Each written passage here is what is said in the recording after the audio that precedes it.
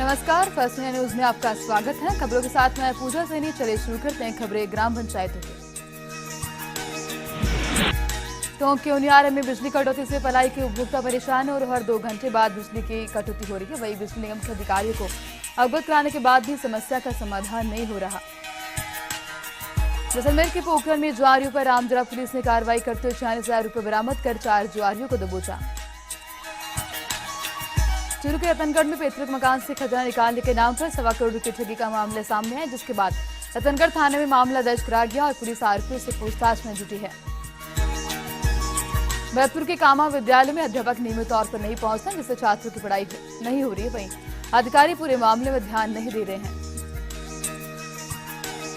टोंक के देवली बिसलपुर की नहरों की मरम्मत शुरू है, जहां मनरेगा योजना के तहत मरम्मत की जा रही है। इसको लेकर विधायक राजेंद्र गुर्जर ने कहा कि अधिकारी गुणवत्ता का ध्यान रखें।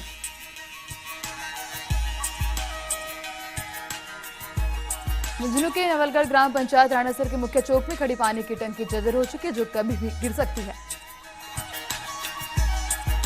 भरतपुर के बिहार में अवैध वेंडर्स पर लगाम नहीं है। आपको बता दें, यहाँ रेलवे स्टेशन और ट्रेनों में धड़ल्ले से खाद्य सामग्री बेच रहे हैं। वहीं शिकायत के बाद भी रेलवे के अधिकारी मामले की अनदेखी कर रहे हैं।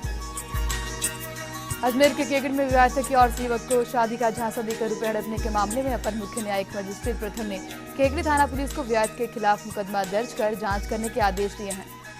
अजमेर के विजयनगर पालिका क्षेत्र के गोपालवाड़ी क्षेत्रवासियों ने तहसीलदार विजयनगर भावना सिंह को ज्ञापन देकर क्षेत्र के लोगों को पालिका की ओर से जारी पट्टों का पंजीयन कराने की मांग की है।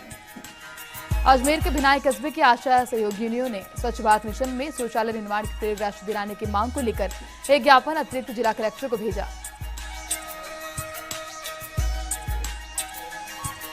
अलवर के तिजारा में पुलिस ने कार्रवाई करते हुए 70 गोवंश को मुक्त कराया। यहाँ ये गो तस्कर गाय को हरियाणा की ओर ले जा रहे थे, वहीं तस्कर मौके से फरार हो गए। धौलपुर के बसेड़ी में तहसील स्थानांतरण के विरोध में शिक्षकों ने इसका समर्थन किया और संयुक्त कर्मचारी महासंघ एकीकृत अध्यक्ष ने पत्र लिखकर मुख्यमंत्री से तहसील स्थानांतरण का विरोध जताया है।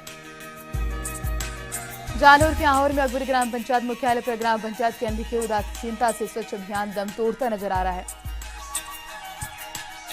जालोर के सायला कस्बे के राजाराम नगर गेलिया के वार्ड नंबर 22 में बिजली के ढीले तारों की वजह से लोगों को हादसे की आशंका सता रही है, लेकिन बिजली विभाग ध्यान नहीं दे रहा।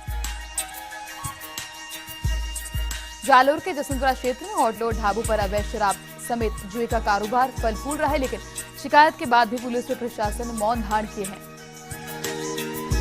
जालोर के चितनवाना क्षेत्र में पॉस मशीन से राशन वितरण करने की पाबंदी से उचित मूल्य संचालक और राम लोग परेशान हो रहे हैं।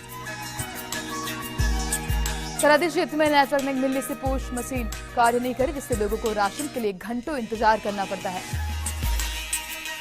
राजसमंद के आमेट में स्थित भगवान जयसिंह शाह मंदिर पर शरद पूर्णिमा महोत्सव बड़ी धूमधाम के साथ मनाया गया। यहाँ गरबा रास के आयोजन के साथ ही धवल चांद में महाआरती के साथ 501 किलो खीर का भोग लगाया गया। राजसमंद के पंचायत समिति मुख्यालय पर स्वच्छ भारत अभियान के तहत बालकृष्ण स्टेडियम में रैली का आयोजन किया गया। यहाँ सीओ सीआर मीणा ने हरी झंडी दिखाकर रैली को रवाना किया। जोधपुर की तिवरी पंचायत समिति में सीनियर स्कूल के पास स्थित रावत सिंह भूमिया जी के स्थान पर रात्रि जागरण महाप्रसादी का आयोजन हुआ। यहाँ जोधपुर से आए भजन गायक सुमेर दास वैष्णव नरसिंह राजपुरोहित ने गणपति वंदना के साथ जागरण की शुरुआत की।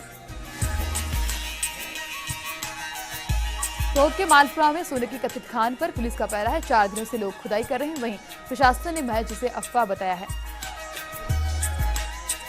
यहाँ प्राचीन सिक्के मिलने की अफवाह। जानपुरा गांव में खान पर आरे से तैनात है, वहीं तहसीलदार भी मौके पर पहुंचे। ग्रामीणों को खान से दूर रहने की सलाह दी गई।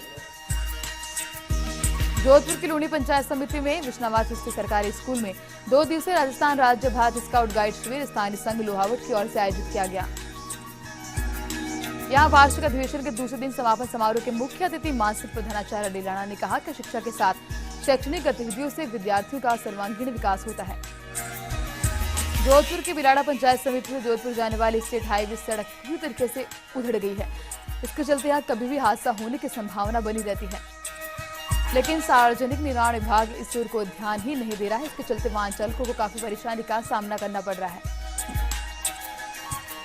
जोधपुर की तिवरी पंचायत समिति में भारतीय किसान संघ के पदाधिकारी क्षेत्र के सभी सांसदों को ज्ञापन देकर देश में किसानों खेती की दिशा को दूर कर कृषि क्षेत्र के सुधारने के उपायों पर चर्चा करने के लिए संसद का विशेष सत्र बुलाने की मांग करेंगे।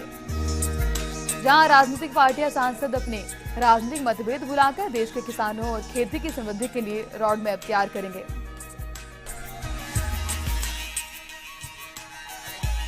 वहीं किसान संघ के आंदोलन प्रमुख तुलसीराम सेवर ने बताया कि पाली सांसद दीपी चौधरी, जोधपुर सांसद गजेंद्र सिंह शेखावत, राज्यसभा सांसद नारायण पंचारिया, अभिषेक मनु सिंघवी, राम नारायण डूडी को ज्ञापन देंगे।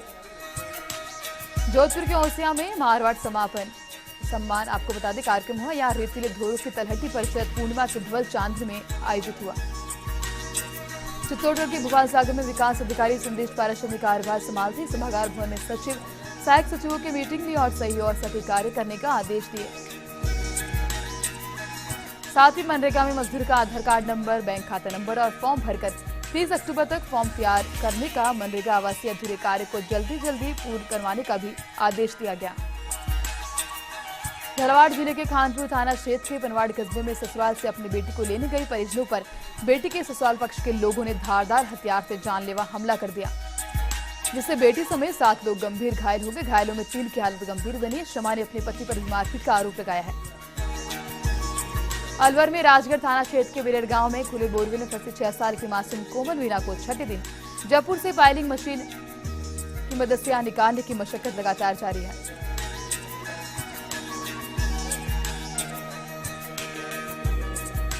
यह मशीन रात 9 बजे तक बच्ची को निकाल देगी। यह मशीन जिस बोरवेल में बच्ची फंसी है वहां पर अपना काम करेगी। उससे 2 मीटर दूर 4 फुट चौड़ा बोरवेल खोदेगी, जिसके बाद 110 फीट पर पहुंचने के बाद सुरंग बनाकर बच्चे तक पहुंचने के बाद बच्ची को निकाला जाएगा।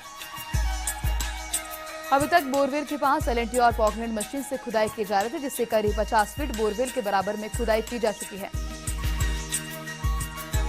उसके बाद रैम बनाया गया। उस रैम के जरिए मशीन वहां तक पहुंचकर खुदाई शुरू कर रही है।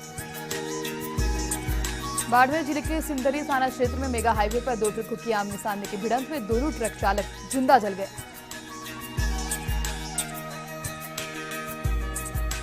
बताया जा रहा है कि देर रात दोनों ट्रकों की आपस में जबरदस्त भिड़ंत हुई। भिड़ंत इतनी जबरदस्त थी कि टक्कर के बाद दोनों ही ट्रकों में भयानक आग लग गई, जिसकी चपेट में आने से ट्रकों में सवार दोनों ही ट्रक ड्राइवर मौके पर जिंदा जल गए और ट्रक जलकर राख हो गए। इसके बाद मेगा हाईवे पर लंबा जाम लग गया। जैसलमेर में पिछले दिनों किरालिया गांव में सतर्कता टीम पर हुए हमले में डिस्कॉम कर्मियों को चोटें आई थी। इस हमले को लेकर पूर्व में भी डिस्कॉम इंजीनियर्स ने ज्ञापन दिया था। इस मामले में आपको बता दें थाने में मुकदमा भी दर्ज हुआ, लेकिन अभी तक किसी की गिरफ्तारी नहीं हुई, जिससे डिस्कॉम कर्मचारियों में असंतोष बढ़ रहा है। डिस्कॉम कार्यालय में कर्मचारियों ने धरना दिया और विरोध प्रदर्शन करते हुए आरोपियों की गिरफ्तारी की मांग रखी। बूंदी के नैनवा में बच्चों को जानो पुलिस को पहचानो कार्यक्रम के तहत नैनवा थाने में छात्र छात्राओं को पुलिस की कार्यप्रणाली की जानकारी दी गई। जहां उच्च माध्यमिक विद्यालय के 50 से अधिक छात्र छात्राओं को थाने पर बुलाया गया और थानाधिकारी रामानंद यादव ने फरियादी की ओर से दी जाने वाली एफआईआर को दर्ज करके अभियुक्तों के खिलाफ चालान पेश करने, पुलिस के रिकॉर्ड संधारण, महिला डेस्क अपराध शाखा समेत अन्य यातायात नियमों के बारे में भी जानकारी दी। भीलवाड़ा के आसिंद में पालिका प्रशासन की लापरवाही के चलते वार्ड नंबर 4 में नियमित तौर पर सफाई नहीं हो पा रही और जगह जगह नालियों में गंदे पानी के भराव से लोगों को काफी परेशानी का सामना करना पड़ रहा है। बांसवाड़ा के दानपुर के सबसे माही नदी पर गेमन पुल पर एक दंपति से अज्ञात चोरों ने चाकू के नोट पर 25,000 की लूट कर ली।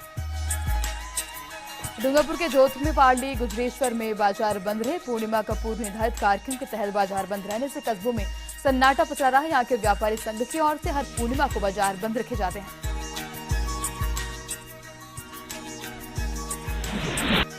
इसके साथ ही बुलेटिन में फिलहाल वक्त तो चला है ब्रेक का, जल्द लौटेंगे, आप बने रहिए हमारे साथ।